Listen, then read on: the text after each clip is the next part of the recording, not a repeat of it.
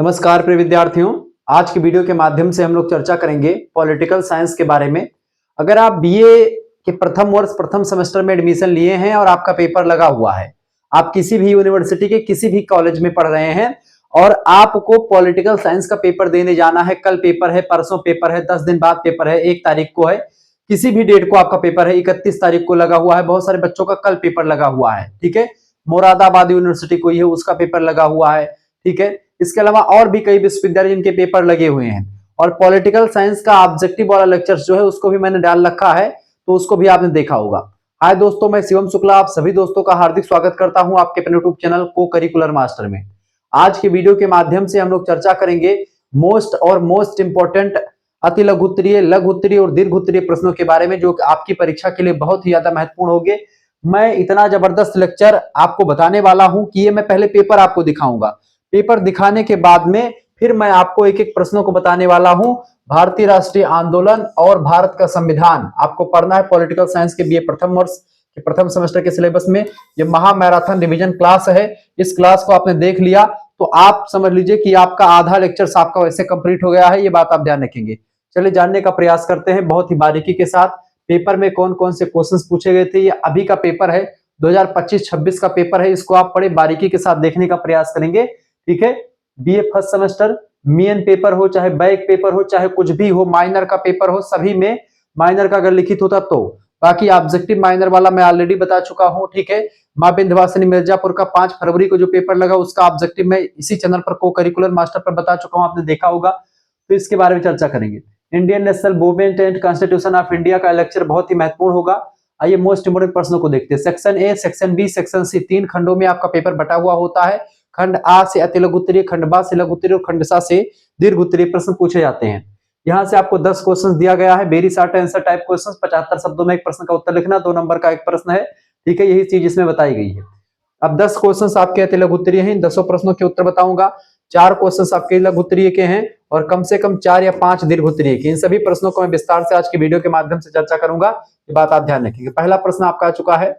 देखिए पहले में 10 ऐसे ए बी सी डी करके आपको जे तक मिलेंगे। फिर उसके बाद दूसरा क्वेश्चन लघु उत्तरीय में, तीसरा, चौथा, पांचवा क्वेश्चन आपको लघु उत्तरीय में मिल जाएगा, छठा, सातवां, आठवां और 9वां क्वेश्चन आपको दीर्घ उत्तरीय मिल जाएगा।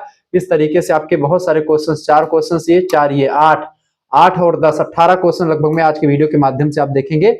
मैं आपको बारीकी के साथ समझाऊंगा। पहला क्वेश्चन से, who was the father of Indian national Congress? भारतीय राष्ट्रीय कांग्रेस का जनक कौन है? इसका जनक कौन है? A.O.. Hume, Alexander Octavian Hume जो था ये इसका जनक है, ठीक है। ये बात आप ध्यान रखेंगे।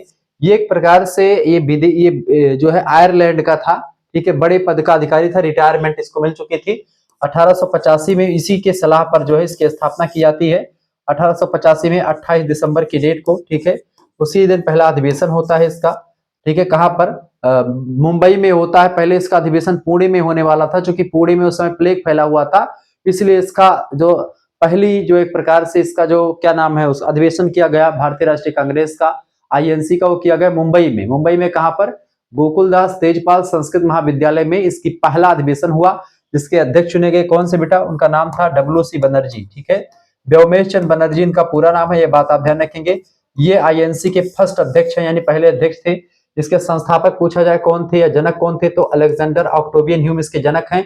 दूसरे अध्यक्ष कौन है? तो दादा भाई नौरोजी, जिनको grand old man of India कहते हैं। दादा भाई नौरोजी, ठीक है। Grand old man of India, दादा भाई नेरोजी, ठीक है। ये बात आप ध्यान रखेंगे। ये सब प्रश्न परीक्षा में पूछा जाता रहता है, ये बात आप ध्यान रखेंगे, ठीक है। तो भारतीय राष्ट्रीय कांग्रेस का स्थापना कब हुआ? 28 दिसंबर 1885 को।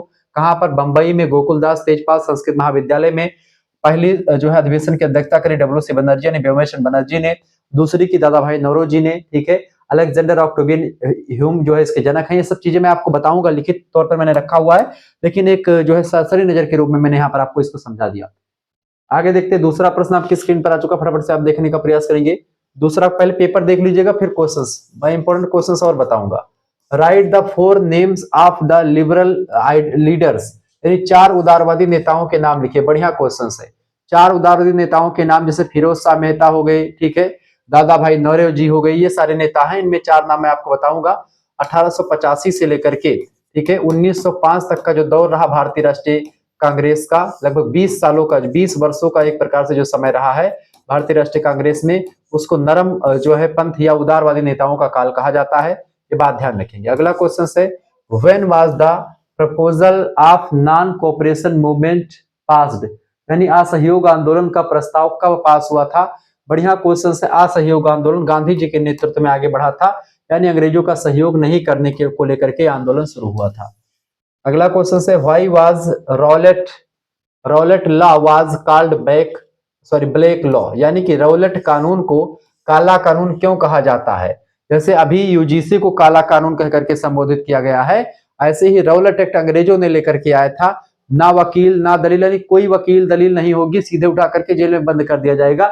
सेम ऐसे ही जो है तो रौलेट एक्ट को काला कानून क्यों कहा जाता है, क्योंकि एक प्रकार से इसको लेकर के बड़ी सारी बातें हैं, मैं आपको भी बताने वाला हूं। अगला क्वेश्चन से by what other names of act of 1909, यानी कि 1909 के एक्ट को दूसरे कौन से नाम से जानते हैं। 1909 का जो अधिनियम है उसको किस नाम से जानते हैं, मार्लिमेंटो या मॉन्टेग्यू चेम्सफोर्ड सुधार अधिनियम। 1919 और 1909 के अधिनियम को अलग अलग नामों से जानते हैं, मैं आपको इसको समझाने का प्रयास करूंगा। Who was the constitutional advisor to the Constituent Assembly? संविधान सभा का संवैधानिक सलाहकार कौन था। बढ़िया क्वेश्चन है। इसके संवैधानिक सलाहकार थे बी एन राव जी। ठीक है।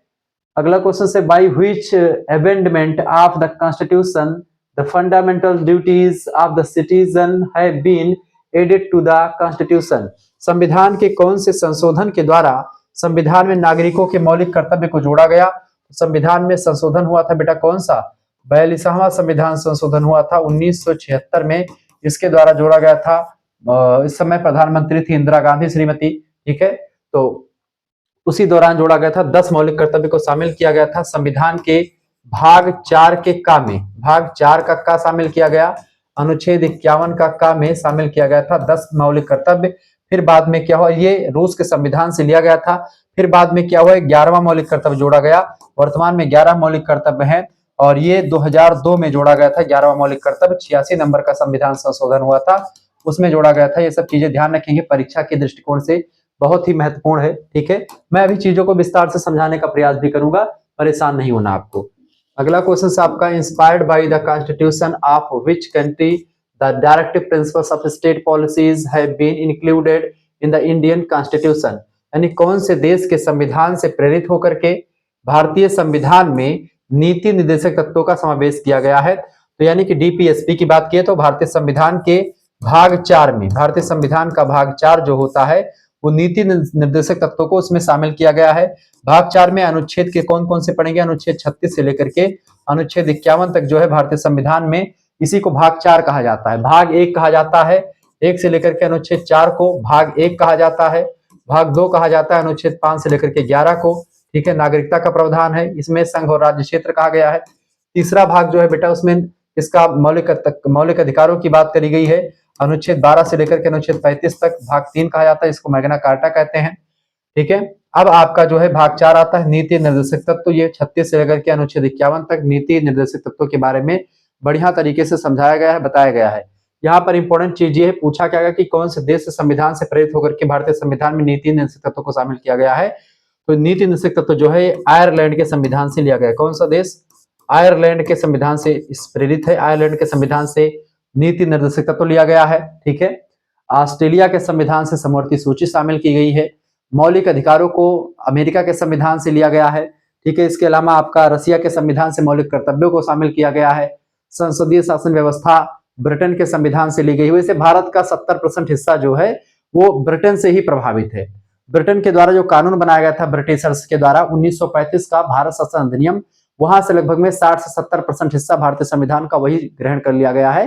ठीक है। उसमें या तो कुछ संशोधन कर लिया गया है, फिर कुछ सीधे सीधे वैसे ही चीजों को शामिल कर लिया गया है। ठीक है। ये बात आप ध्यान रखें। तो सब कुछ मैं विस्तार से बताने वाला हूँ, पूरा दो तो बहुत सारे क्वेश्चन मैं वैसे ही बता दे रहा हूँ आपको। आगे देखते हैं। अगला क्वेश्चन 9वां नंबर प्रश्न है, who elects the vice president, उपराष्ट्रपति का निर्वाचन कौन करता है, इसके बारे में विस्तार से बताऊंगा। ठीक है। अगला क्वेश्चन से उपराष्ट्रपति जो होता है राज्यसभा का सभापति भी होता है, पदेन सभापति, ये बात भी ध्यान रखेंगे। Who decide whether bill is the financial bill और नॉट, कोई विधेयक वित्त विधेयक है या धन विधेयक है या नहीं है वित्त विधेयक, इसका निर्णय कौन करता है, इसके बारे में चर्चा करूंगा। बहुत ही जबरदस्त क्वेश्चन है। सेक्शन बी की बात की जाए तो इसमें शॉर्ट आंसर टाइप क्वेश्चन से लघु उत्तरीय प्रश्न पूछे जाते हैं। इनमें से कह रहा है कि केवल 2 प्रश्न करने हैं, 4 क्वेश्चन दिए जाते हैं, प्रत्येक प्रश्न का उत्तर 200 शब्दों से आपको लिखना होता है, 15 नंबर का एक प्रश्न होता है, ऐसे बताया गया आपसे। ठीक है, प्रश्न आपका है what were the achievements of the liberal, यानी उदारवादियों की उपलब्धियां क्या थी, इसके बारे में बताएं। जो कांग्रेस के नेता थे, उदारवादी नेता, उनकी क्या उपलब्धियां थी, इसके बारे में बताना है। तीसरा क्वेश्चन है give a brief account, brief माने तो संक्षिप्त, account of the Chauri Chaura incident and state it's consequence, यानी कि चौरी चौरा घटना, जो गोरखपुर का एक जिला है चौरी चौरा, वहां पर चौरी चौरा का एक नाम का एक जो है थाना था, उस थाने में आग लगा दी गई थी, जिसमें बहुत सारे सिपाही, 22 या 23 सिपाही मर गए थे। उसी घटना को लेकर के है, इसका संक्षिप्त विवरण दीजिए और उसके परिणाम बताइए, इसके बाद में क्या हुआ। इसके बाद में जो है आंदोलन गांधी जी ने वापस ले लिया था। अगला क्वेश्चन आपका आ चुका है डिस्क्राइब एनी टू जो है emergency power of the president. वैसे प्रेसिडेंट के पास में जो है 3 इमरजेंसी पावर होती हैं। एक होती है आपकी राष्ट्रपति शासन, दूसरा होता है राष्ट्रीय आपातकाल और तीसरा होता है वित्तीय आपातकाल। दोनों के बारे में बताऊंगा, तीसरा के बारे में भी बता दूंगा। राष्ट्रपति की किन्हीं 2 आपातकालीन शक्तियों का वर्णन कीजिए। अगला क्वेश्चन है the chief minister is the driver of state boat explain, यानी कि मुख्यमंत्री राजरूपी नाव का चालक होता है, स्पष्ट कीजिए। बढ़िया प्रश्न है, ठीक है। उस प्रश्न का क्या मंतव्य है सब कुछ बताऊंगा। सेक्शन सी की बात करते हैं, दीर्घ उत्तरीय प्रश्न, लॉन्ग आंसर टाइप क्वेश्चंस। यहां से आपसे कह रहा है 25 नंबर का एक प्रश्न है, 800 शब्दों में आपको लिखना है, दीर्घ उत्तरीय प्रश्न है, केवल एक प्रश्न करना है आपको। 3 या 4 प्रश्न दिए जाते हैं, ठीक है, 3 ही प्रश्न आपको दिए जाते हैं, लेकिन मैं इसमें 4 क्वेश्चन आपको बताऊंगा। Describe the civil disobedience movement started by Mahatma Gandhi, what was the result of this movement. Mahatma Gandhi द्वारा चलाए गए सविनय अवज्ञा आंदोलन, सिविल डिसओबीडियंस मूवमेंट जिसको कहते हैं, उसका वर्णन कीजिए और सविनय अवज्ञा आंदोलन का क्या परिणाम निकला इसको भी बताइए।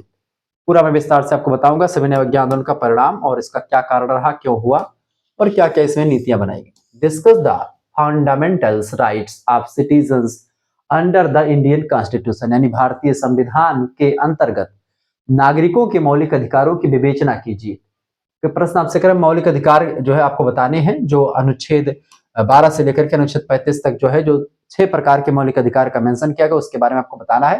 पहले 7 मौलिक अधिकार थे, अब 6 ही बचे हैं, चूंकि 7वां मौलिक अधिकार जो है जिसको संपत्ति का अधिकार, उसको हटा दिया गया है। ठीक है, 8वां क्वेश्चन आप देखेंगे, प्रश्न आपका आ चुका है और लास्ट क्वेश्चन से इस पेपर का, discuss the organisation and powers of the Rajya Sabha, compare it's power with the power of Lok Sabha.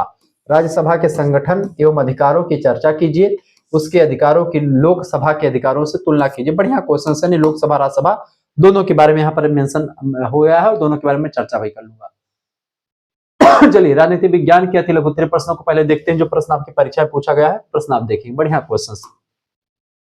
प्रश्न आपका आ चुका भैया, प्रश्न भारतीय राष्ट्रीय कांग्रेस का जनक कौन है।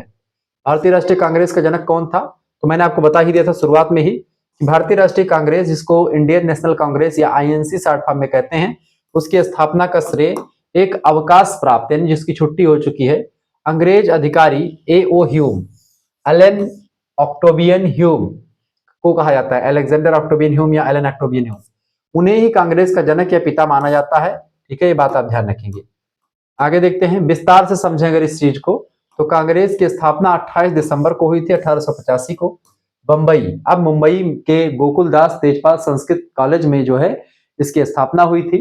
ह्यूम ने इसकी स्थापना एक सेफ्टी वाल्व के रूप में की थी, ताकि भारतीय जनता का असंतोष जो है, अब जो है जो असंतोष भारतीय जनता में है, वो लड़ाई के रूप में ना उभरे। चूंकि 1857 की क्रांति जो हुई थी उसमें बहुत ज्यादा जनधन हानि हुई थी और अंग्रेजों को लग गया था कि भाई भारतीय लोग जो है ऐसे क्रांति कर सकते हैं, इसीलिए ऐसी क्रांति भविष्य में ना हो, इसके लिए एक सेफ्टी वाल्व के रूप में इसको तैयार किया गया था। ऐसा कहा जाता है कुछ जो है विद्वानों का कि ये सेफ्टी वाल्व के रूप में काम करती थी संस्था, कि भाई अब संस्था के माध्यम से संवैधानिक तरीके से भारतीय लोग अपनी बात को कहेंगे। इसीलिए अलेक्जेंडर ऑक्टेवियन ह्यूम ने कांग्रेस नाम की संस्था को बनाने का एक राय दिया था। अलेक्जेंडर ऑक्टेवियन ह्यूम के द्वारा ये बनाई गई थी। ठीक है, बाद में ये संस्था जो कांग्रेस पार्टी है यही संस्था है। ठीक है, ये बात ध्यान रखेंगे। तो भारतीय जनता का असंतोष किसी हिंसक क्रांति के बजाय संवैधानिक तरीके से बाहर निकल सके। अलेक्जेंडर ऑक्टेवियन ह्यूम 1912 में अपनी मृत्यु तक कांग्रेस के महासचिव भी रहे। विशेष बिंदु यह है कि हालांकि जनक ह्यूम थे, लेकिन इसके प्रथम अध्यक्ष थे व्योमेश चंद्र बनर्जी, ये बात भी आप ध्यान रखेंगे। ठीक है, दूसरा क्वेश्चन आप देखेंगे, दूसरा क्वेश्चन आपका आ चुका, 4 उदारवादी नेताओं के नाम लिखिए।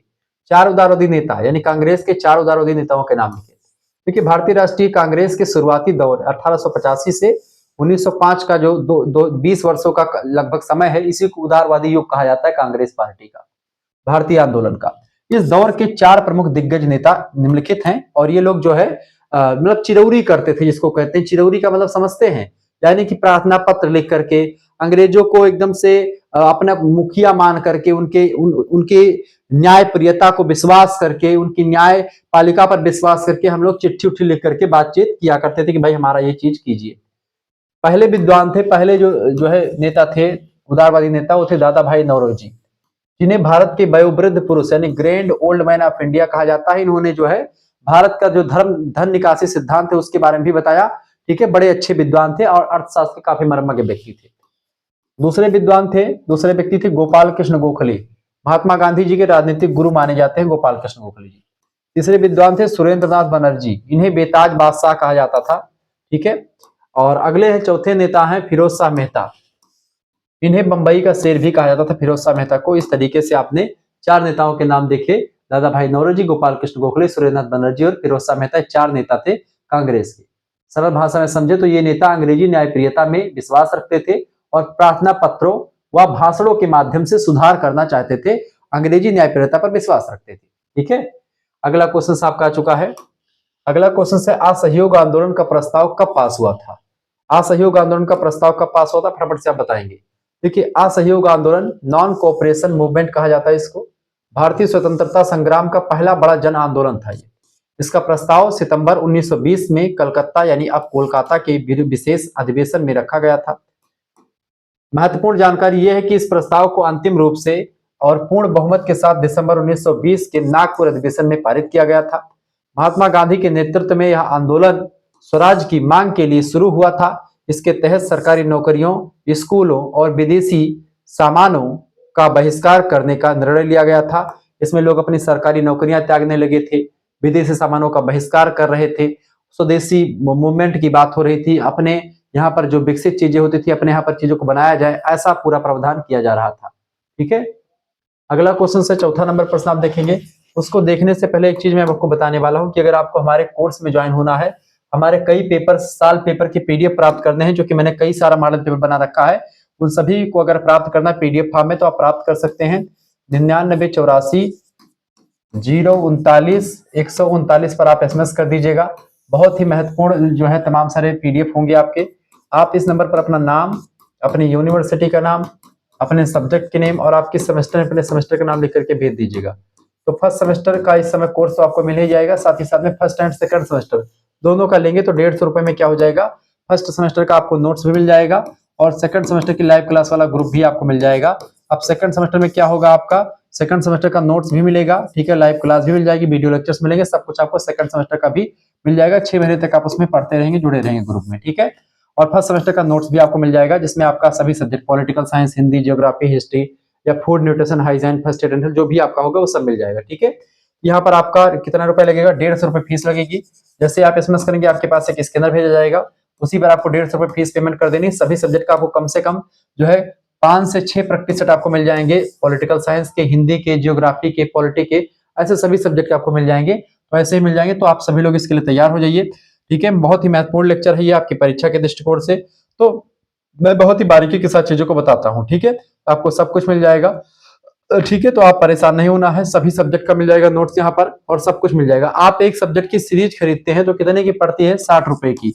आप जब 4 या 5 सब्जेक्ट की सीरीज, 4 सब्जेक्ट या 5 सब्जेक्ट की सीरीज, कम से कम 300 रुपए की सीरीज एक सेमेस्टर की हो जाएगी, 2 सेमेस्टर की 600 की सीरीज आपकी पड़ जाएगी और केवल 150 रुपए में आप जो है सीरीज ना खरीद करके आप हमारे 5 से 6 प्रैक्टिस सेट के यानी पीडीएफ नोट्स अगर प्राप्त कर लेंगे, उनको आप फोन में आराम से पढ़ लीजिएगा, एक भी क्वेश्चन आपका बाहर से नहीं फंसेगा, सब कुछ आपका इसी से आ जाएगा। और यहाँ पर आप कई यूनिवर्सिटी के पेपर को साल फॉर्म में आपको ऐसे करवा देता हूं, ये आपके लिए फायदेमंद रहेगा। ठीक है, आगे देखते हैं। प्रश्न आपका आ चुका है, रौलट एक्ट कानून, रौलट एक्ट था, रौलट कानून, इसको काला कानून क्यों कहा जाता है, आइए बताते हैं आपको। देखिए, ब्रिटिश सरकार ने 1919 में रौलट एक्ट पास किया था, जिसे भारतीयों ने काला कानून की संज्ञा दी। इसके पीछे सबसे बड़े कारण जो है इसकी दमनकारी प्रकृति थी, क्योंकि इस कानून के मतलब इस कानून के तहत क्या था कि सरकार को यह शक्ति मिल चुकी थी कि वह किसी भी भारतीय को बिना किसी वारंट के, बिना किसी मुकदमा चलाए और बिना किसी सबूत के अनिश्चित काल तक के लिए किसी भी भारतीय व्यक्ति को ब्रिटिश की जो पुलिस है वो जेल में बंद कर सकती थी। ये एक प्रकार से प्रावधान था इसका, नहीं बिना दलील बिना वकील का ये एक प्रकार से मुकदमा था।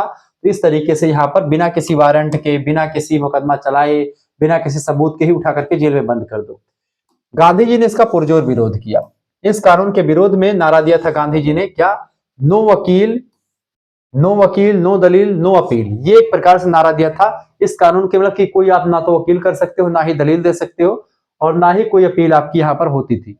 आपको उठा, यानी जिस व्यक्ति को गिरफ्तार किया गया है वह ना तो वकील कर सकता था और ना ही अपनी सफाई दे सकता था और ना ही वह कहीं अपील कर सकता था। कोई अपील यानी कि एक सिस्टम से आपको जेल मिल गई है कहीं से, तो आप कहीं पर भी आप अपील नहीं कर सकते कि आपको रिहा किया जाए। ये सिस्टम जो है काला कानून था। कुछ लोग जो है इसी कानून से तुलना कर रहे थे यूजीसी की। हालांकि इतना बेकार कानून यूजीसी नहीं था, लेकिन उसमें इतनी अधिक थोड़ी बुराइयां अधिक बुराइयां अधिक थी। ठीक है, अच्छाई के अलावा बुराई ज्यादा थी। उसका समाज पर अच्छा असर ना पड़ करके बुरा असर पड़ता, इसीलिए उसको सुप्रीम कोर्ट ने रोक लगा दी है। ठीक है, सुप्रीम कोर्ट से बड़ा कोई व्यक्ति नहीं होता है, सरकार हो चाहे कोई भी। सुप्रीम कोर्ट जो है ये मुखिया है, क्योंकि अगर संविधान के खिलाफ कोई काम होगा तो ये सरकार जो मतलब कि ये जो है सुप्रीम कोर्ट बैठी है सरकार पर दबाव डालेगी। ठीक है, ध्यान रखेंगे।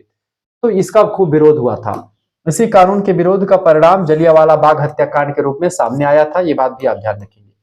सन 1909 के एक्ट को दूसरे कौन से नाम से पुकारा जाता है? 1909 का जो एक्ट है, देखिए 1909 का जो अधिनियम था, भारत शासन अधिनियम, इसको मार्ले मिंटो सुधार कहा जाता है। मार्ले मिंटो सुधार अधिनियम कहा जाता है 1909 के अधिनियम को। और 1919 का जो अधिनियम था उसको मॉन्टेग्यू चेम्सफोर्ड सुधार अधिनियम कहते हैं। क्या कहते हैं? मॉन्टेग्यू चेम्सफोर्ड सुधार अधिनियम 1919 के अधिनियम को कहा जाता है। ये बात आप ध्यान रखिए। उस समय लॉर्ड मार्ले जो थे भारत के सचिव हुआ करते थे, सेक्रेटरी ऑफ स्टेट, और लॉर्ड मिंटो भारत के वायसराय थे। इन्हीं दोनों के नाम पर इसे संज्ञा दी गई है, मार्ले एंड मिंटो। मार्ले जो थे भारत सचिव थे, ठीक है, और मिंटो जो थे वायसराय थे, तो इसीलिए मार्ले मिंटो सुधार अधिनियम कहा जाता है 1909 के अधिनियम को। ठीक है, सबसे खास बात इस अधिनियम की यह थी, इस अधिनियम में भारत में क्या था? सांप्रदायिक निर्वाचन प्रणाली की शुरुआत की गई, यानी कि मुसलमानों के लिए अलग निर्वाचन क्षेत्र सुरक्षित कर दिया गया था कि मुसलमान जो जहां पर मुसलमान रहते हैं वहां पर मुसलमान सीट जो है निर्धारित कर दी गई थी। इस सिस्टम से व्यवस्था की गई थी, जो कि बिल्कुल गलत थी। ठीक है, आगे देखते हैं। इसने भारत में विभाजन के बीज बोने का काम इसी ने किया था, इसलिए लॉर्ड मिंटो को सांप्रदायिक निर्वाचन का जनक भी कहा जाता है, क्योंकि यहीं से आप देखते हैं मिंटो के जो वायसराय था इसी के काल में आप देखते हैं कि इसने मुसलमानों के लिए अलग निर्वाचन क्षेत्र जो है डिसाइड कर दिया कि भाई इस पर मुसलमान ही क्षेत्र में चुनाव लड़ेगा। ये एक प्रकार से कहीं ना कहीं पे एक कूटनीति थी, फूट डालो राज करो की नीति की। और बाद में जब पाकिस्तान जो बटा इसी की वजह से बटा, यहीं से आप देखते नींव पड़ जाती है। अगला क्वेश्चन, संविधान सभा का संवैधानिक सलाहकार कौन था? देखिए संविधान सभा का संवैधानिक सलाहकार थे बी.एन. राव जी। भारतीय संविधान सभा के संवैधानिक सलाहकार सर बी.एन. राव जी थे। ठीक है, इनका पूरा नाम था बेंगल नरसिंह राव। ठीक है, विस्तार से इस बात को समझें। बहुत से लोग समझते हैं कि सारा काम केवल डॉक्टर अंबेडकर ने किया था, बाबा साहेब ने किया संविधान बनाने में, लेकिन केवल बाबा साहेब के अकेले से मिलकर के अकेले बाबा साहेब ने संविधान का निर्माण नहीं किया था, बल्कि उसके साथ बी.एन. राव जी और तमाम प्रकार के और व्यक्ति शामिल थे। संविधान सभा में बहुत सारे व्यक्ति शामिल थे। बाबा साहेब अंबेडकर जो थे, जो मसौदा तैयार करने वाली कमेटी थी जिसको प्रारूप समिति कहते हैं, उस यानी ड्राफ्टिंग कमेटी, उसके वो अध्यक्ष थे और उसके सलाहकार भी बी.एन. राव जी थे। यानी बी.एन. राव बड़े अच्छे कानून के जानकार थे। ठीक है, लेकिन सर बी.एन. राव का योगदान अत्यंत महत्वपूर्ण था संविधान के निर्माण में। उन्होंने ही संविधान का पहला प्रारूप यानी ड्राफ्ट तैयार किया था। वो एक अंतरराष्ट्रीय स्तर के न्यायविद हुआ करते थे और उन्होंने निःशुल्क अपनी सेवाएं प्रदान की थी। ये बात भी ध्यान रखेंगे। उनकी सलाह और कानूनी समझ ने भारतीय संविधान को एक ठोस आधार देने में बड़ी भूमिका निभाई थी। ठीक है, तो मात्र एक व्यक्ति के निर्माण से संविधान का निर्माण नहीं हुआ है। लोगों के बीच में यही चीज बताई जाती कि केवल बाबा साहेब भीमराव अम्बेडकर ने संविधान का निर्माण किया। सबसे इंपॉर्टेंट व्यक्ति जो रहे हैं संविधान निर्माण में वो बाबा साहेब भीमराव अम्बेडकर रहे हैं, बी.एन. राव जी रहे हैं। इन दोनों का इंपॉर्टेंट भूमिका रही है सबसे ज्यादा भारतीय संविधान के निर्माण में। इसको लेकर के बाद बीच में डिबेट भी चली थी कि भाई कौन किसने बनाया संविधान। संविधान किसी एक व्यक्ति ने नहीं बनाया है। संविधान बनने में 2 साल 11 महीने 18 दिन का समय लगा है। प्रारूप यानी ड्राफ्ट बना देना, उसको कैसे कैसे क्या रहेगा, क्या क्या चीजें, ये सब इन लोगों ने किया। बाकी एक एक मुद्दों पर 2-2 3-3 दिन 4-4 दिन बहस चलती थी संविधान सभा में। अध्यक्षता उसकी करते थे डॉक्टर राजेंद्र प्रसाद। ठीक है, आगे देखते हैं। अगला क्वेश्चन है, संविधान के कौन से संशोधन द्वारा संविधान में नागरिकों के मौलिक कर्तव्य जोड़े गए हैं, बताएं। तो संविधान के कौन से संशोधन के द्वारा संविधान में नागरिकों के मौलिक कर्तव्य जोड़े गए हैं। भारतीय संविधान में मौलिक कर्तव्यों को जोड़ा गया है, फंडामेंटल ड्यूटीज को। 42वां संविधान संशोधन हुआ था 1976 में, उसी के द्वारा जोड़ा गया था। महत्वपूर्ण जानकारी यह है इसमें कि यह संशोधन स्वर्ण सिंह समिति की सिफारिशों के आधार पर किया गया था। रूस के संविधान से मौलिक अधिकारों को भारतीय संविधान में शामिल किया गया था। मूल संविधान में मौलिक कर्तव्य नहीं थे, इन्हें आपातकाल के दौरान शामिल किया गया था कि जनता का क्या कर्तव्य होगा। जनता को कुछ अधिकार अगर दिए गए हैं, जनता का कुछ कर्तव्य भी होगा सरकार के प्रति। ठीक है, तो उसी कर्तव्य का बोध कराने के लिए इसको पास किया गया। इसके तहत संविधान में भाग 4 के ए में और अनुच्छेद 51A जो है जोड़ा गया। भाग 4 के ए में 51 का अनुच्छेद शामिल किया गया, जिसमें 10 मौलिक कर्तव्यों को शामिल किया गया था। लेकिन वर्तमान में इनकी संख्या 11 है। क्योंकि 11 क्यों है? क्योंकि 2002 का समय है बाबू। 2002 में होता है 86 नंबर का संविधान संशोधन। 86वां संविधान संशोधन होता है, जिसमें शिक्षा का मौलिक अधिकार भी जोड़ा गया है और इसी में 11वां मौलिक कर्तव्य भी जोड़ दिया गया है।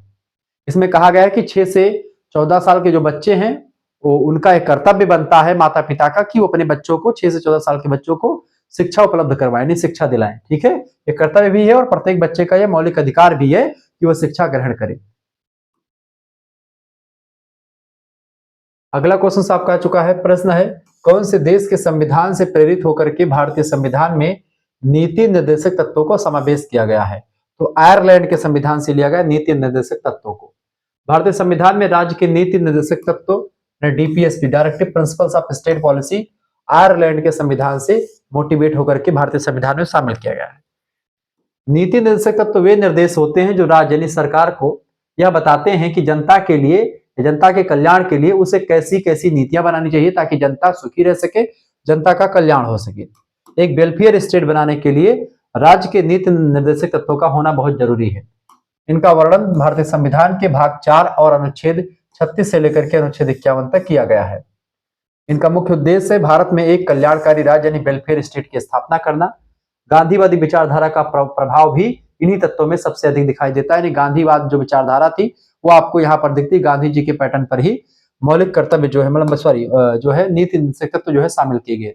इस सरकार का मन होगा तो लागू करेगी, सरकार का अगर मन नहीं है तो इसको नहीं भी लागू कर सकती। इसके खिलाफ, इसके लिए आप सरकार के खिलाफ केस नहीं कर सकते। जबकि अगर मौलिक अधिकार आपका लागू नहीं होता है, मौलिक अधिकार का आपके हनन होता है, तो आप संविधान के अनुसार अनुच्छेद 32 के अकॉर्डिंग आप रिट जारी करवा सकते हैं। आप सुप्रीम कोर्ट जो है में केस लड़ सकते हैं सरकार के खिलाफ अगर वो आपको मौलिक अधिकार नहीं देती है तो। ठीक है, अगला क्वेश्चन आपका आ चुका है, उपराष्ट्रपति का निर्वाचन कौन करता है? उपराष्ट्रपति यानी कि जो राज्यसभा का पदेन सभापति होता है उसकी बात हो रही है। भारत के उपराष्ट्रपति का निर्वाचन एक निर्वाचन मंडल या निर्वाचक मंडल, इलेक्टोरल कॉलेज के द्वारा किया जाता है। जैसे राष्ट्रपति का चुनाव होता है वैसे ही इसमें संसद के दोनों सदनों के सदस्य यानी लोकसभा और राज्यसभा के सदस्य जो होते हैं शामिल होते हैं। इसमें लोकसभा और राज्यसभा के सभी सदस्य यानी निर्वाचित और मनोनीत दोनों शामिल होते हैं। मनोनीत सदस्य इसलिए शामिल होते हैं क्योंकि 12 लोगों को राष्ट्रपति जो होता है धर्म, शिक्षा, राजनीति या इन सभी जगहों से शामिल करता है, जो खेल से, ठीक है, जो प्रतिभाएं होती हैं देश की, 12 लोगों को मनोनीत किया जाता है। भारतीय संविधान में के अनुसार राष्ट्रपति मनोनीत करता है उनको, राज्यसभा में सांसद के तौर पर बैठाया जाता है।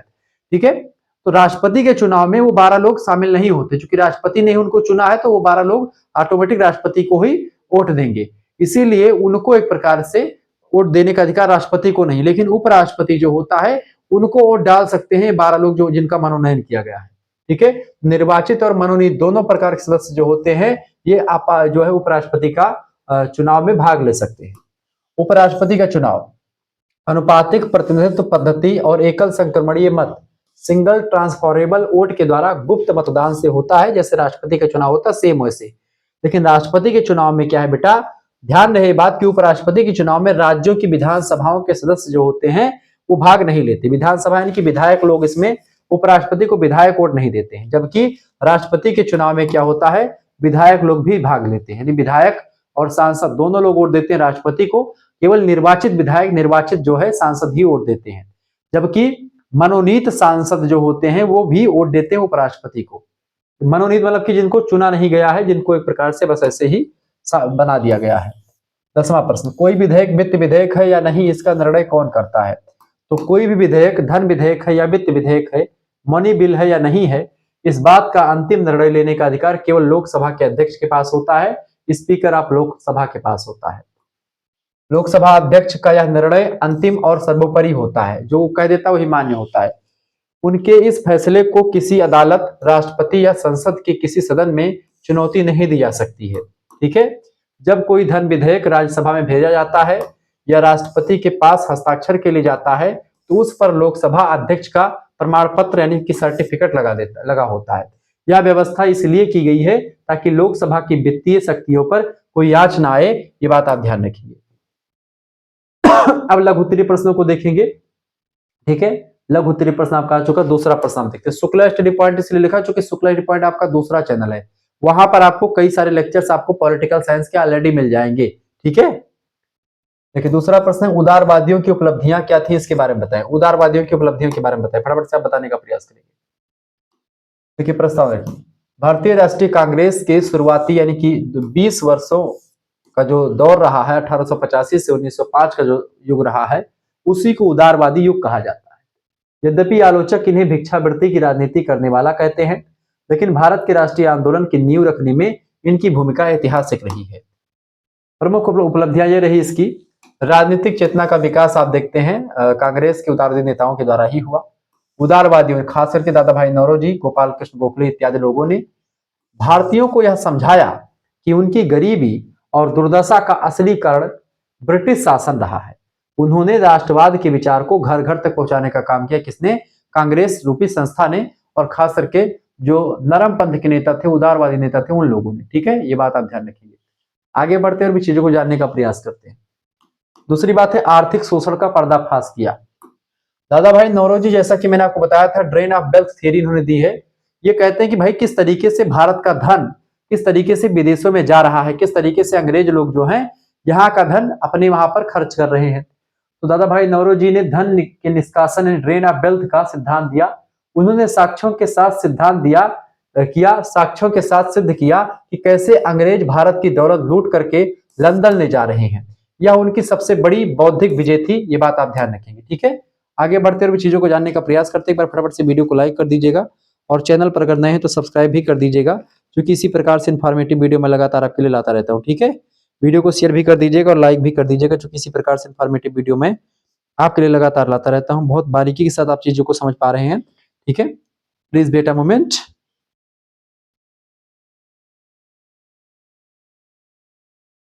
बस 1 मिनट रुकेंगे बेटा।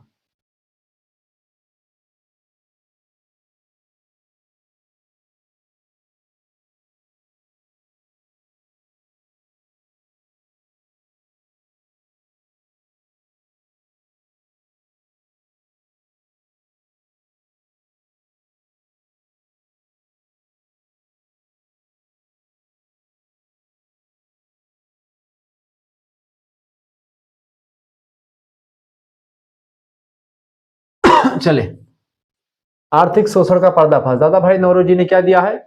इन्होंने ड्रेन ऑफ वेल्थ थ्योरी दी है। इनका सिद्ध, उन्होंने साक्ष्यों के साथ सिद्ध कर दिया कि कैसे अंग्रेज भारत की दौलत लूट करके लंदन ले जा रहे हैं। यह उनकी सबसे बड़ी बौद्धिक विजय थी, इसकी दादा भाई नौरोजी की, ना केवल बल्कि पूरे देश की थी। तीसरी बात यह थी कि संवैधानिक सुधार भी जो है कांग्रेस के उदारवादी नेताओं ने किया। उन्हीं के दबाव के कारण से 1892 का इंडियन काउंसिल एक्ट पास हुआ था, जिससे परिषदों का विस्तार हुआ और भारतीयों को बजट पर बहस करने का भी, बजट करने का जो है सीमित अधिकार भी आप देखते हैं इन्हीं लोगों के द्वारा करवाया गया था। इसके अलावा प्रशासनिक सुधारों की मांग भी लगातार करते रहते थे। उन्होंने भारतीय सिविल सेवा यानी आईसीएस की परीक्षा भारत और इंग्लैंड में एक साथ कराने तथा सेना के खर्च में कटौती की मांग भी उठाई थी। किसने? नरमपंथी नेताओं ने, उदारवादी नेताओं ने। स्वतंत्रता का आधार तैयार करना। उदारवादियों ने अंग्रेजों की न्यायप्रियता का नकाब उतार फेंका और आने वाले उग्रवादी गांधीवादी युग के लिए एक ठोस राजनीतिक जमीन भी तैयार करी थी। कहीं ना कहीं पे चूंकि इन लोगों ने बता दिया कि भाई अब जो है हाथ फैलाने से कुछ नहीं हो रहा है, तो अब हमको क्या करना है, हमको जो है या तो आए आम या तो जाए लबेदा। कहने का मतलब ये है कि भाई अब जो है अब एक्शन लो इन पर, ठीक है, बहुत हो गया जो है याचना, याचना नहीं अब रण होगा सीधे सीधे। तीसरा क्वेश्चन आप देखेंगे, चौरी चौरा घटना का संक्षिप्त विवरण दीजिए और उसके परिणाम बताइए। चौरी चौरा घटना जो हुई है ये गोरखपुर जिला, गोरखपुर जो है जिले के एक चौरी चौरा नाम का थाना है वही स्थान पर हुई है। असहयोग आंदोलन अपने चरमोत्कर्ष पर उन दिनों था जब ये घटना घटित होती है। 4 फरवरी की डेट है 1922 को। असहयोग आंदोलन जो था अपने चरम पर था, लगातार आंदोलन एकदम से विशाल रूप धारण कर रहा था, अंग्रेज एकदम से घबराए हुए थे। 4 फरवरी का समय था, ठीक है, 1-2 दिन बाद अभी आने वाली 4 फरवरी, ठीक है 1922। कुछ स्रोतों में 5 फरवरी मिलता है, कुछ में 4 फरवरी। गोरखपुर का चौरी चौरा नाम का स्थान, एक ऐसी घटना हुई जिसने पूरे इतिहास की धारा ही बदल दी। घटना का विवरण इस तरीके से कुछ है। असहयोग आंदोलन के दौरान प्रदर्शनकारियों का एक जत्था पुलिस के दुर्व्यवहार के विरोध में शांतिपूर्ण जुलूस निकाल रहा था। पुलिस चूंकि अनैतिक व्यवहार कर रही थी, पुलिस ने भीड़ पर गोलियां चला दी जिससे लोग आक्रोशित हो गए। उग्र भीड़ ने पुलिस थाने को चारों तरफ से घेर लिया और उसमें आग लगा दी। इस घटना में 22 पुलिसकर्मी जिंदा जल करके खाक हो गए और मर जाते हैं। इसी घटना से आहत होकर के गांधी जी ने कहा कि हम जो आंदोलन चलाए थे वो एक प्रकार से हिंसात्मक आंदोलन नहीं बल्कि अहिंसात्मक आंदोलन था और आप लोगों ने हिंसा कर दी, इसीलिए उन्होंने आंदोलन वापस ले लिया था गांधी जी ने। घटना का परिणाम यह निकला महोदय, यह आंदोलन वापस लेना पड़ा। महात्मा गांधी अहिंसा के पुजारी थे, वो कहते थे अहिंसा परमो धर्मा, ठीक है, लेकिन यही गांधी जी हैं जब 1942 की अगस्त क्रांति होती है तो नारा देते हैं करो या मरो। कहते हैं कि अहिंसा परमो धर्मा, लेकिन धर्म हिंसा तथैव च, अगर धर्म के लिए हिंसा भी करनी पड़ती है तो कोई इश्यू नहीं है, कोई दिक्कत नहीं, हिंसा भी करेंगे। तो गांधी जी जो थे अहिंसा के पुजारी थे, गीता का पाठ भी किया करते थे। तो हिंसा की इस खबर से गांधी जी जो अत्यंत आहत हुए और उन्होंने 12 फरवरी को, ये 5 फरवरी को घटना 4 फरवरी को हुई, 12 फरवरी 1922 को ही बारदोली में एक बैठक होती है, उसमें असहयोग आंदोलन को तुरंत वापस लेने की घोषणा गांधी जी ने कर दी। और गांधी जी का यह कदम जो था कहीं ना कहीं पे आप देखते हैं इसको लेकर के जब उठाया गांधी जी ने तो इसकी आलोचना भी है। गांधी जी की आलोचना, आंदोलन वापस लेने के कारण से सुभाष चंद्र बोस और मोतीलाल नेहरू जी जो थे वो नाराज हो गए थे गांधी जी से और इसे राष्ट्रीय आपदा कहा था कि ये राष्ट्रीय आपदा है, चूंकि इन्होंने वापस जो ले लिया था। स्वराज पार्टी का जन्म भी इसी की वजह से होता है। गांधी जी के इस फैसले से असंतुष्ट होकर के चित्तरंजन दास और मोतीलाल नेहरू ने मिलकर के स्वराज पार्टी भी बना ली थी, क्योंकि उनको लगा कि भाई गांधी जी ने वापस ले लिया इसीलिए हम अब कांग्रेस छोड़ देंगे, और स्वराज पार्टी की स्थापना कर ली। किसने? मोतीलाल नेहरू और चित्तरंजन दास ने। क्रांतिकारी लहर, अहिंसात्मक मार्ग रुकने से युवा वर्ग निराश हुआ और भारत में भगत सिंह, चंद्रशेखर आजाद जैसे क्रांतिकारियों का उदय भी इस घटना के बाद में आप देखते हैं सामने उदय हुआ। और कहीं ना कहीं पे मेरे हिसाब से गांधी जी उस समय बढ़िया तरीके से, आंदोलन अगर बहुत ज्यादा अहिंसात्मक हो जाता है, सॉरी हिंसात्मक हो जाता है, जिसमें मार काट हो जाता है, सशस्त्र बल का प्रयोग होने लगता है तो फिर दिक्कत होती है।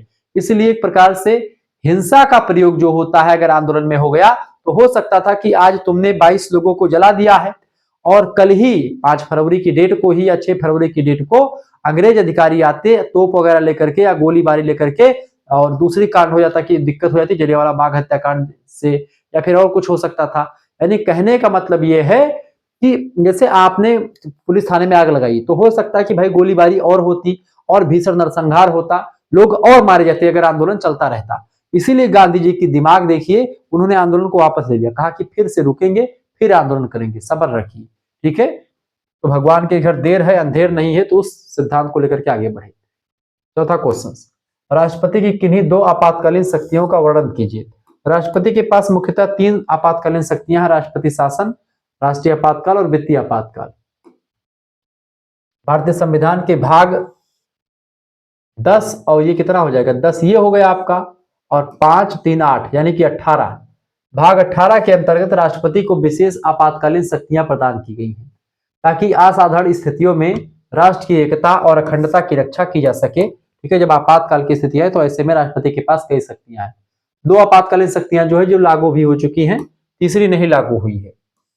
राष्ट्रीय आपातकाल, अनुच्छेद 352 भारतीय संविधान का अनुच्छेद 352 राष्ट्रपति को अधिकार देता है कि वो आपातकाल की स्थिति में राष्ट्रपति जो है इसमें फुल फॉर्म में आ जाता है। जब भारत या उसकी किसी भाग की सुरक्षा को युद्ध, बाहरी आक्रमण या सशस्त्र विद्रोह, पहले ये था क्या, केवल और केवल अगर आंदोलन हो रहा था खूब जम करके, ठीक है, तो वो जो है हो सकता था, राष्ट्रीय आपातकाल लग सकता था, ठीक है, जैसा इंदिरा गांधी ने लगाया था। लेकिन अब उसी बाद में इसका संशोधन करके सशस्त्र विद्रोह शब्द जोड़ दिया, यानी कि अगर शस्त्र के साथ विद्रोह किया जाता है, पहले शब्द था आंतरिक अशांति, लेकिन शब्द में बाद में जोड़ा गया सशस्त्र विद्रोह, यानी शस्त्र के साथ, ठीक है, जब विद्रोह करी जनता तो ऐसे में राष्ट्रीय आपातकाल लग जाता है। खतरा हो तो राष्ट्रपति राष्ट्रीय आपातकाल की घोषणा कर सकते हैं। इसके लागू होते ही राज्यों की शक्तियां केंद्र के पास चली जाती है, यानी कि जो है राज्य जो होंगे उस समय निरस्त हो जाएंगे, राज्य के पास कोई पावर नहीं बचेगी, सब कुछ केंद्र हैंडल करेगा। नागरिकों के मौलिक अधिकार अनुच्छेद 20 और 21 को छोड़ करके स्थगित कर दिए जाते हैं, यानी कि आपका जीवन जो दैविक स्वतंत्रता ये सब बची रहेगी, बाकी समानता, स्वतंत्रता, ये सब अधिकार सारे आपके अधिकार खत्म हो जाएंगे, ठीक है। बस केवल दो मौलिक अधिकार, आपको जीवित रहने का अधिकार है, बस यही अधिकार आपका बचता है, प्राण और दैहिक स्वतंत्रता का अधिकार बचता है।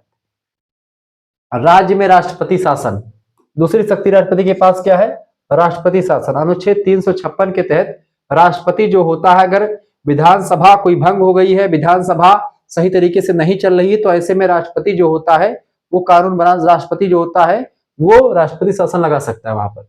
यदि किसी राज्य का शासन संविधान के अनुसार नहीं चल रहा हो तो संवैधानिक तंत्र विफल हो जाता है, तो राज्यपाल की रिपोर्ट, राज्यपाल रिपोर्ट प्रस्तुत करता है राष्ट्रपति के पास, तो राष्ट्रपति उस राज्य में राष्ट्रपति शासन लगा सकता है, और उस समय राष्ट्रपति जो होगा वो मुख्यमंत्री होगा, उस समय मतलब कि जो राज्यपाल होगा वो राष्ट्रपति के अंडर में काम करेगा, और मुख्यमंत्री का जो काम होता है सब राज्यपाल देखेगा।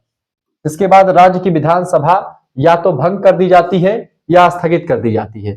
राज्य का बजट और कानून बनाने की शक्ति संसद के पास चली जाती है, इसे संवैधानिक आपातकाल भी कहा जाता है, ठीक है। इसको क्या बोलते हैं बेटा, संवैधानिक आपातकाल भी इसको बोला जाता है, ये बात आप ध्यान रखिए, क्या बोलते हैं, संवैधानिक आपातकाल भी इसी को कहा जाता है, किसको, इसी को, ठीक है, राष्ट्रपति शासन को, क्लियर, ये बात आप ध्यान रखेंगे। ये था आपका, और तीसरा कौन सा होता है आपका, तीसरी शक्ति है अनुच्छेद 360, अनुच्छेद 360 जो है वित्तीय आपातकाल है। वित्तीय आपातकाल जैसे मान लेते हैं कि पैसा रुपया बहुत ज्यादा कम हो जाए, भारत एकदम से गरीब होने लगे, तो वित्तीय आपातकाल लग सकता है। अभी तक जो है भारत में ऐसा आपातकाल लगा नहीं है एक भी बार, तो वित्तीय आपातकाल कहीं अभी तक भारत में नहीं लगा हुआ है, ठीक है, ध्यान रखेंगे। पांचवा क्वेश्चन आपका आ चुका है, प्रश्न, मुख्यमंत्री राज्य रूपी नाव का चालक है, स्पष्ट कीजिए। बिल्कुल, जिस प्रकार एक जहाज की दिशा उसके चालक यानी कि कैप्टन पर निर्भर करती है, उसी प्रकार राज्य सरकार रूपी नाव का कुशल संचालन जो होता है वो मुख्यमंत्री ही करता है, ठीक है, चीफ मिनिस्टर ही करता है, उसी के हाथों में होती है। संसदीय शासन प्रणाली में मुख्यमंत्री ही राज्य की वास्तविक कार्यपालिका का प्रधान होता है। जैसे केंद्र की वास्तविक कार्यपालिका जो होती है, संसद की जो एक प्रकार से जो कार्यपालिका होती है उसका प्रधान कौन होता है, प्रधानमंत्री होता है। ऐसे राज्य की जो वास्तविक कार्यपालिका होती है उसका मुखिया मुख्यमंत्री होता है, ठीक है। चालक के रूप में भूमिका का विश्लेषण अगर करें, यहां पर लिखेंगे, मंत्री परिषद का निर्माता जो होता है मुख्यमंत्री ही होता है। किसको कौन सा पद देना है, किसको किस मंत्रालय को देना है, वो सब मुख्यमंत्री डिसाइड करता है। मुख्यमंत्री ही मंत्रियों की नियुक्ति के लिए राज्यपाल को सलाह देता है, वही मंत्रियों को विभाग बांटता है और किसी को भी हटा सकता है। मंत्री परिषद की हर बैठक की अध्यक्षता वही करता है, कौन, मंत्री परिषद, मंत्रिमंडल सबका अध्यक्ष कौन होता है, ये आपका मुख्यमंत्री ही होता है। राज्यपाल और मंत्रिपरिषद के बीच कड़ी का काम भी करता है। वह राज्य के प्रशासन और निर्णयों की जानकारी राज्यपाल तक पहुंचाने वाला मुख्य माध्यम कौन होता है, मुख्यमंत्री ही होता है। विधानसभा का नेता भी मुख्यमंत्री होता है।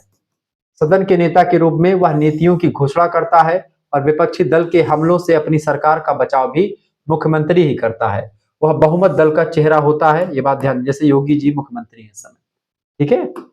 राज्य का मुख्य प्रवक्ता भी होता है। जनता की शिकायतों को सुनना, विकास कार्यों की योजना बनाना और केंद्र सरकार से समन्वय करना उसी की जिम्मेदारी, यानी कि मुख्यमंत्री की ही जिम्मेदारी होती है। संकट मोचक, राज्य में किसी भी आपदा या संकट के समय पूरी शासन व्यवस्था मुख्यमंत्री के निर्देशों की ओर देखती है। मुख्यमंत्री जैसा कहता है वैसा ही पूरी शासन व्यवस्था करती है। तो यानी मुख्यमंत्री जो होता है एक मुखिया होता है पूरे के पूरे स्टेट का, पूरे के पूरे राज्य का। निष्कर्षतः हम कह सकते हैं कि वास्तव में राज्यपाल नाम मात्र का प्रधान होता है। जैसे राष्ट्रपति जो होता है नाम मात्र का प्रधान है, ऐसे ही राज्यपाल भी राज्य में होता है, जबकि मुख्यमंत्री राज्य की राजनीति की धुरी यानी कि पिवोट होता है। यदि वह योग्य है तो राज्य की नाव सुरक्षित किनारे यानी विकास तक पहुंच जाती है। अगर चालक यानी मुख्यमंत्री नहीं सही है तो जो राज्य है आपका उसका जो है बंटाधार निश्चित है। ठीक है, आगे जैसे खंड सा दीर्घ उत्तरीय प्रश्न की बात करें, दीर्घ उत्तरीय प्रश्न आप देखेंगे। जैसे प्रश्न आपका आ चुका है, महात्मा गांधी द्वारा चलाए गए सविनय अवज्ञा आंदोलन का वर्णन कीजिए, इसके क्या परिणाम निकले इसको भी बताइए। देखिए, सविनय अवज्ञा आंदोलन 1930 में स्टार्ट हो 1934 तक चला। साविनय विनय के साथ हम अवज्ञा करेंगे, जो एक प्रकार से नियम कायदे होंगे ब्रिटिशर्स के, उनको। भारतीय स्वतंत्रता संग्राम की एक युगांतकारी घटना थी। असहयोग आंदोलन के अचानक रुक जाने के बाद देश में जो निराशा थी उसे गांधी जी ने इस आंदोलन के माध्यम से एक नई ऊर्जा में बदल दिया था। इसका मुख्य उद्देश्य था पूर्ण स्वराज की प्राप्ति और ब्रिटिश कानूनों की विनम्रता पूर्वक अवहेलना करना। ठीक है, ये बात आप ध्यान रखेंगे। आंदोलन का प्रारंभ जो हुआ दांडी मार्च से। आंदोलन की शुरुआत हुई 12 मार्च 1930 को हुई, जब गांधी जी ने अपने 78 स्वयंसेवकों के साथ साबरमती आश्रम से दंडी तक की यात्रा 240 मील की यात्रा पैदल तय की थी।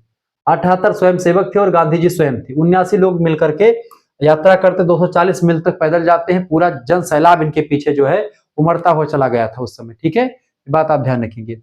आगे देखते हैं 6 अप्रैल की डेट, दूसरी घटना। 6 अप्रैल 1930 को गांधी जी समुद्र पर पहुंच जाते हैं 240 मील की यात्रा तय करके, और नमक बना करके नमक कानून का उल्लंघन करते, नमक कानून को तोड़ते हैं, क्योंकि नमक पर टैक्स लगा दिया गया था। नमक को इसलिए चुना गया था क्योंकि यह अमीर और गरीब हर भारतीय की बुनियादी जरूरत थी नमक, और नमक पर टैक्स लगा दिया था किसने? ब्रिटिशर्स ने। इसीलिए नमक कानून को तोड़ दिया, नमक कानून का उल्लंघन किया।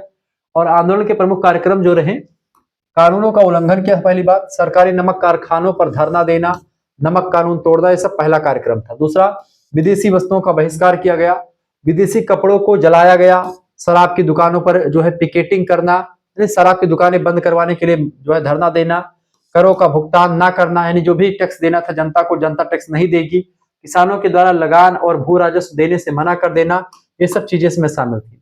सरकारी सेवाओं का त्याग भी किया गया। वकीलों ने अदालतों का और छात्रों ने सरकारी स्कूलों का बहिष्कार कर दिया। इस चार चौतरफा जो है अंग्रेजों को घेरा गया इस आंदोलन के माध्यम से। आंदोलन 4 वर्षों तक चलता रहा। आंदोलन का परिणाम और प्रभाव यह पड़ा कि अभूतपूर्व जन भागीदारी जो है इसमें आ गई। इस आंदोलन में पहली बार महिलाओं ने बड़े पैमाने पर घर से बाहर निकल करके भाग लिया। इस आंदोलन में महिला भी बढ़ चढ़ करके भाग लेने लगी। बच्चों की बानर सेना और लड़कियों की मंजरी सेना ने अद्भुत उत्साह दिखाया। यहाँ पर ब्रिटिश सत्ता की नींव हिलना। आंदोलन इतना प्रभावी था कि ब्रिटिश सरकार को झुकना पड़ा और 1931 में गांधी इरविन समझौता हुआ, जिससे कांग्रेस का कद सरकार के बराबर हो गया था और गांधी और इरविन के बीच में समझौता हुआ था। यही समझौता कहीं ना कहीं गांधी जी के एक उनके करियर पर एक दाग सा बन जाता है, क्योंकि इरविन और गांधी जी के बीच में समझौता हो रहा था। गोलमेज सम्मेलन में भाग लेने के लिए गांधी जी तैयार नहीं थे और गोलमेज सम्मेलन में भाग लेने के लिए गांधी जी को बार बार बुलाना पड़ रहा था इनको, इसीलिए ये समझौता कर रहे थे कि भाई आंदोलन बंद कर दो। ठीक है, क्योंकि इसका जो है बहुत बुरा प्रभाव पड़ रहा था भारतीय मुल्क की जो है विदेश की राजनीति पर उसके इंग्लैंड के। संवैधानिक सुधारों का मार्ग, संवैधानिक सुधारों का मार्ग। इसी आंदोलन के दबाव में गोलमेज सम्मेलन हुए, जिसने आगे चल करके 1935 के भारत शासन अधिनियम का आधार तैयार किया गया। वैश्विक पहचान। इस आंदोलन ने भारतीय स्वतंत्रता संग्राम को अंतर्राष्ट्रीय स्तर पर पहचान दिलाई। दुनिया ने भारत की अहिंसक शक्ति का लोहा इसी आंदोलन से माना और दुनिया को लग गया कि भारत जो है वो भी आंदोलन कर रहा है, क्योंकि पूरे देश में खबरें फैलना शुरू हो चुकी थी।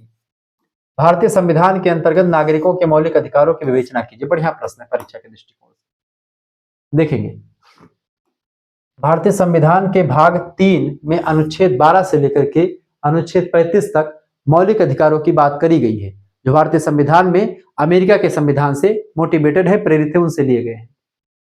इन्हें भारत का अधिकार पत्र या मैग्ना कार्टा कहा जाता है। ठीक है, ये अधिकार नागरिकों के सर्वांगीण विकास और तानाशाही शासन से रक्षा करने के लिए आपको मिले हुए हैं। अगर मौलिक अधिकार आपके पास ना हो तो सरकारें तानाशाही हो जाएंगी, विपक्ष ना हो तो सरकारें तानाशाही हो जाएंगी, मीडिया ना हो तो सरकारें जो है किसी की सुनेंगी नहीं। 6 मौलिक अधिकारों की विवेचना। इसमें की गई। पहले 7 मौलिक अधिकार थे, अब 6 ही मौलिक अधिकार हैं, क्योंकि एक 7वां जो वो मौलिक अधिकार था अनुच्छेद 31 में था, वो अब खत्म कर दिया गया है, क्योंकि वो अब एक कानूनी अधिकार हो गया है, मौलिक अधिकार नहीं रहा। पहला अधिकार है समानता का अधिकार।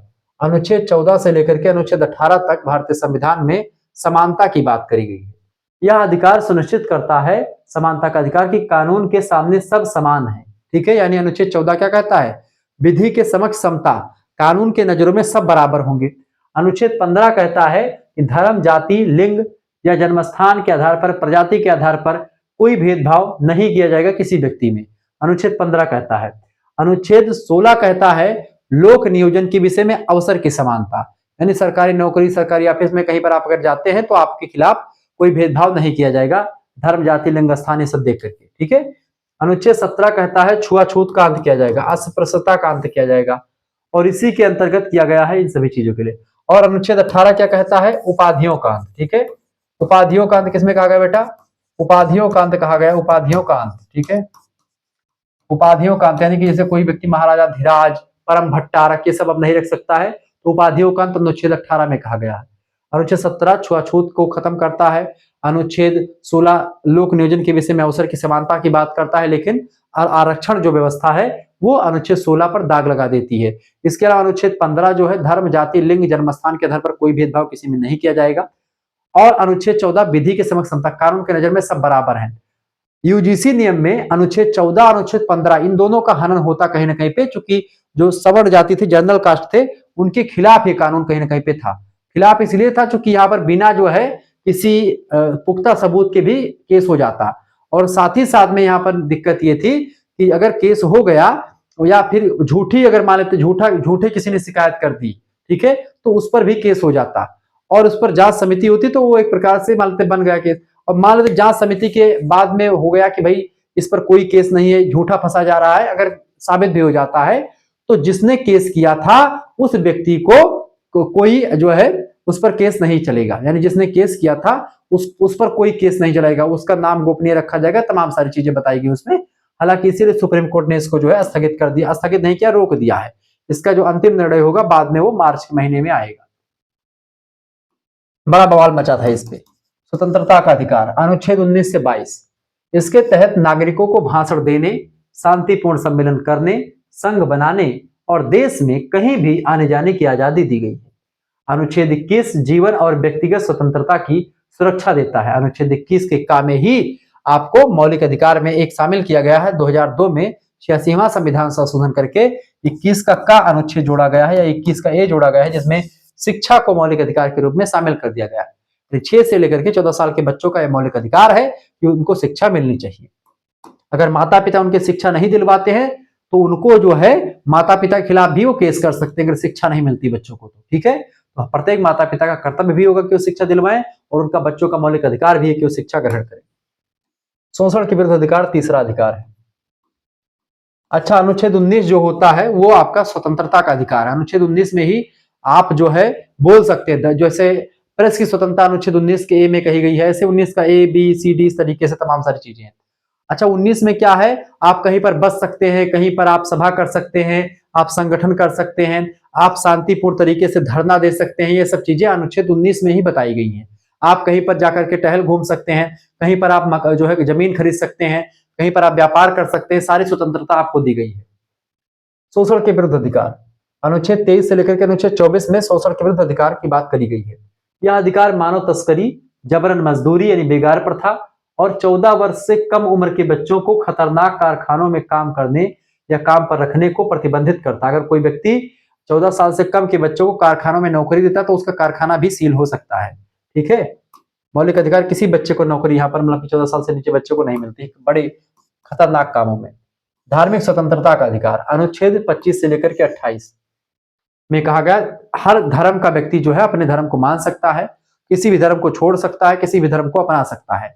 साथ ही साथ में वह एक प्रकार से किसी भी धर्म की सभा कर सकता है, किसी भी धर्म का अपना मंदिर बनवा सकता है, पूजा पाठ कर सकता है, ठीक है, सब कुछ कर सकता है, ठीक है। तो भारत एक धर्मनिरपेक्ष राष्ट्र है। यहाँ हर नागरिक को अपने धर्म को मानने, आचरण करने और उसका प्रचार प्रसार करने की पूरी स्वतंत्रता, धार्मिक स्वतंत्रता का अधिकार देता है। इसके अलावा अगला जो अधिकार है वो आपका संस्कृति और शिक्षा संबंधी अधिकार। अनुच्छेद 29 और 30 में अल्पसंख्यकों की संस्कृति और शिक्षा को बढ़ाने के लिए सरकार अनुदान भी देगी, ऐसा प्रावधान किया गया है। यह अल्पसंख्यकों को उनकी भाषा, उनकी अल्पसंख्यक यानी जो कम संख्या में, जैसे मुस्लिम हो गए, ईसाई हो गए, ठीक है, क्रिश्चियन हो गए, या छोटे छोटे जो धर्म के लोग हैं, यहूदी, बौद्ध, पारसी, ये सब, ठीक है। अल्पसंख्यकों को उनकी भाषा, लिपि और संस्कृति को सुरक्षित रखने तथा अपनी पसंद के शिक्षण संस्थान चलाने का अधिकार भी ये अनुच्छेद देता है। अनुच्छेद 29-30 जो मदरसा वगैरह चलता है, अनुच्छेद 29-30 के अंतर्गत ही चलता है, ठीक है। अगला है आपका संवैधानिक उपचारों का अधिकार। अनुच्छेद 32 जो है संवैधानिक उपचारों का अधिकार है। अनुच्छेद 31 था संपत्ति का अधिकार, जो अब खत्म कर दिया गया है, अब एक कानूनी अधिकार बन गया वो। अनुच्छेद 32 संवैधानिक उपचारों का अधिकार है। अनुच्छेद 32 को ही डॉक्टर अंबेडकर जी ने संविधान की आत्मा कहा है, ठीक है, आत्मा या हृदय कहा। यदि किसी नागरिक के मौलिक अधिकारों का हनन होता है तो वह सीधे सर्वोच्च न्यायालय यानी सुप्रीम कोर्ट जा सकता है। 5 प्रकार की रिट जो होती है, अधिकार परीक्षा, बंदी प्रत्यक्षीकरण, प्रतिषेध लेख, ठीक है, प्रतिषेध लेख, उत्प्रेषण, ऐसे तमाम प्रकार के जो है 5 प्रकार की रिट जो होता है वो सुप्रीम कोर्ट जारी करता है, ठीक है। तो ये आप कर सकते हैं। तो मौलिक अधिकारों की रक्षा करता है संवैधानिक उपचारों का अधिकार।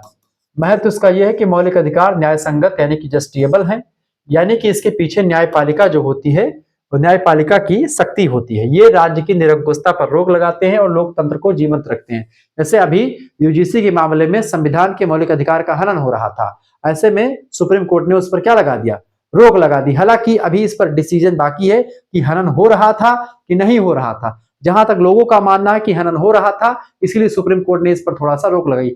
हनन ना भी होता तो इससे वैमनस्यता फैल रही थी, समाज में एक वर्ग दूसरे वर्ग पर मार काट मचने के लिए तैयार हो चुके थे। ये नियम बिल्कुल कहीं ना कहीं पे गलत था। समाज में आप समानता लाने के चक्कर में असमानता खुद ही फैला रहे थे, ठीक है, जिसका विरोध हुआ पुरजोर तरीके से। राज्यसभा के संगठन और अधिकारों की चर्चा कीजिए, इसके अधिकारों की लोकसभा के अधिकारों से तुलना कीजिए। देखिए, भारतीय संसद का उच्च सदन जो होता है राज्यसभा कहलाता है, चूंकि ये कभी भंग नहीं होता। और निम्न सदन कहलाता है लोकसभा निम्न सदन कहलाता है, चूंकि वो भंग हो जाता है हर 5 साल पे, ठीक है। यह एक अस्थायी सदन होता है, कौन, राज्यसभा, इसलिए इसको उच्च सदन कहा जाता है, जो कभी भंग नहीं होता है। इसीलिए यह भारत के राज्यों और केंद्र शासित प्रदेशों का प्रतिनिधित्व करता है और भारतीय लोकतंत्र में एक महत्वपूर्ण संतुलनकारी भूमिका निभाता है, कौन, राज्यसभा। जबकि लोकसभा जो होता है ये निम्न सदन होता है, जो कि वो 5 साल पर भंग हो जाता है। लोकसभा को प्रथम सदन कहते हैं, क्योंकि वहां पर जनता के द्वारा चुने गए प्रतिनिधि डायरेक्ट जाते हैं, यानी कि जो हम लोग सांसदों को चुनते हैं वो लोकसभा में बैठते हैं, ठीक है। राज्यसभा का संगठन ढांचा। देखिए, सदस्य संख्या की बात करें तो राज्यसभा में अधिकतम 250 सदस्य हो सकते हैं। वर्तमान में इसकी संख्या 245 है। 245 सांसद जो हैं वो एक प्रकार से राज्यसभा में बैठे हुए हैं। इनमें जो है हर दूसरे साल जो है 2/3 लोगों को छांटा जाता है, यानी 2/3 लोगों को जिनका कार्यकाल पूरा हो चुका है उनको निकाला जाता है और लोगों को शामिल किया जाता है। मनोनयन, राष्ट्रपति के द्वारा कला, साहित्य, विज्ञान और समाज सेवा जैसे क्षेत्रों से 12 विशेषज्ञों को मनोनीत किया जाता है राज्यसभा में। चुनाव, राज्यसभा के सदस्यों का चुनाव जनता सीधे नहीं करती, बल्कि राज्यों की विधानसभाओं के निर्वाचित सदस्य जो होते हैं वो करते हैं। यानी कि जनता राज्यसभा के सांसद को कौन चुनता है, विधायक चुनते हैं, ठीक है। तो विधानसभा के जो चुने हुए सदस्य होते हैं, विधायक लोग जो होते हैं, वो राज्यसभा के सांसदों को बनाते हैं। इनका कार्यकाल जो होता है, एक अस्थायी सदन चुकी है ये, इनके सदस्यों का कार्यकाल 6 साल का होता है, लेकिन राज्यसभा कभी भंग नहीं होती है। प्रत्येक 2 साल में 1/3 जो लोग होते हैं उनको सेवानिवृत्त यानी छुट्टी दी जाती है, जिनकी उम्र जो होती है, यानी जिनका कार्यकाल 6 साल पूरा हो चुके होते हैं या वो फिर उम्र पूरी हो चुकी होती है, उनको जो है रिटायर किया जाता है। लोकसभा और राज्यसभा की तुलना बिंदुवार देखते हैं। देखिए, प्रतिनिधित्व के आधार पर देखेंगे तो लोकसभा सीधे तौर पर भारत की जनता का प्रतिनिधित्व करती है। लोकसभा जो होती है उसमें सीधे जनता के द्वारा चुने गए प्रतिनिधि लोकसभा में बैठते हैं, जबकि राज्यसभा भारत के राज्यों का प्रतिनिधित्व करने वाला सदन होता है। ये बात आप ध्यान दें, राज्यसभा जो होता है वो राज्यों का प्रतिनिधित्व करता है, क्योंकि वो अलग अलग राज्यों से विधानसभा के जो विधायक होते हैं वो चुन करके भेजते हैं, ठीक है। दूसरी बात, वित्तीय शक्तियों के मामले में यानी मनी बिल, धन विधेयक केवल लोकसभा में ही पेश किया जाता है। राज्यसभा इसे केवल 14 दिनों तक जो है रोक सकती है अपने पास, इसमें कोई बदलाव नहीं कर सकती राज्यसभा। इस मामले में लोकसभा अत्यंत शक्तिशाली होता है, लोकसभा ज्यादा पावरफुल है राज्यसभा की अपेक्षा। अगली बात है कार्यपालिका पर नियंत्रण। मंत्रिपरिषद केवल लोकसभा के प्रति सामूहिक रूप से उत्तरदायी होती है, राज्यसभा के प्रति नहीं होती है। लोकसभा अविश्वास प्रस्ताव लाकर के सरकार को गिरा सकती है, जबकि राज्यसभा के पास सरकार गिराने की शक्ति नहीं होती है। लोकसभा के पास ही होती है, क्योंकि लोकसभा के सांसद लोग ही प्रधानमंत्री को बनाते हैं। अस्थायित्व, लोकसभा का कार्यकाल 5 साल का होता है और यह समय से पहले भी भंग हो सकती है अविश्वास प्रस्ताव के द्वारा, ठीक है। लेकिन राज्यसभा कभी भंग नहीं होती है, यह निरंतर चलने वाला एक सदन होता है जो एक प्रकार से कभी भंग नहीं होता। इसके सदस्य जो होते हैं प्रत्येक 2 साल पर छांटे जाते हैं, इनका कार्यकाल पूरा हो जाता है, उनको जो है छटनी किया जाता है, उनको जो है आगे बढ़ाने के लिए। क्लियर, ये बात आप ध्यान रखिए। आगे बढ़ते हुए चीजों को जानने का प्रयास करते हैं। फटाफट से वीडियो को लाइक कर दीजिएगा, चैनल पर अगर नए हैं तो सब्सक्राइब कर दीजिएगा। बहुत ही बारीकी के साथ मैंने चीजों को बताने का प्रयास किया, ठीक है। आगे देखते हैं, वीडियो को लाइक कर दीजिएगा, चैनल पर नए हैं तो सब्सक्राइब भी कर दीजिएगा। बहुत बढ़िया।